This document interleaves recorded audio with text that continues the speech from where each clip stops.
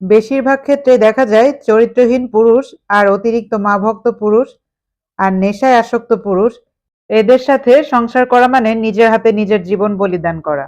চরিত্রহীন পুরুষ কখনোই একজন নারীর অনুভূতি, সম্মান বা নিরাপত্তার মূল্য বোঝে না। তার কাছে সম্পর্ক মানে দায়িত্ব নয়, শুধু ভোগ। তাই চরিত্রহীন পুরুষের সাথে থাকার চেয়ে একা থাকা অনেক ভালো। অতিরিক্ত মাভক্ত পুরুষ আর নেশায় আসক্ত পুরুষ কখনোই তার স্ত্রীর প্রাপ্য সম্মান ও মর্যাদা কখনোই দেয় না। একজন চরিত্রহীন পুরুষ কখনোই সত্যিকারের ভালোবাসা, বিশ্বাস বা সম্মান অর্জন করতে পারে না। পুরুষ মানুষ যতই সুন্দর হোক বা ধনী হোক, যদি চরিত্র না থাকে সে একজন শূন্য মানুষ। চরিত্রহীন পুরুষের জীবন হলো অন্ধকারে ঘেরা এক মরুভূমি, যেখানে ভালোবাসা ও বিশ্বাসের কোনো স্থান নেই।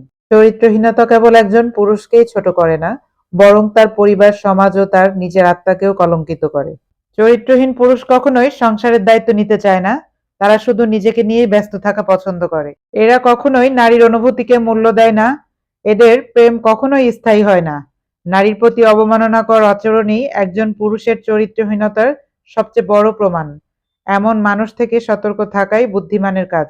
এরা সবসময় নিজের কৃতকর্মের জন্য কখনো দায়িত্ব নেয় না, সবসময় অন্যের দোষ দেয়। এই ধরনের পুরুষের সবচেয়ে বড় শাস্তি হলো একদিন সে সম্পূর্ণ একা হয়ে পড়ে, কারণ কেউই তাকে বিশ্বাস করে না।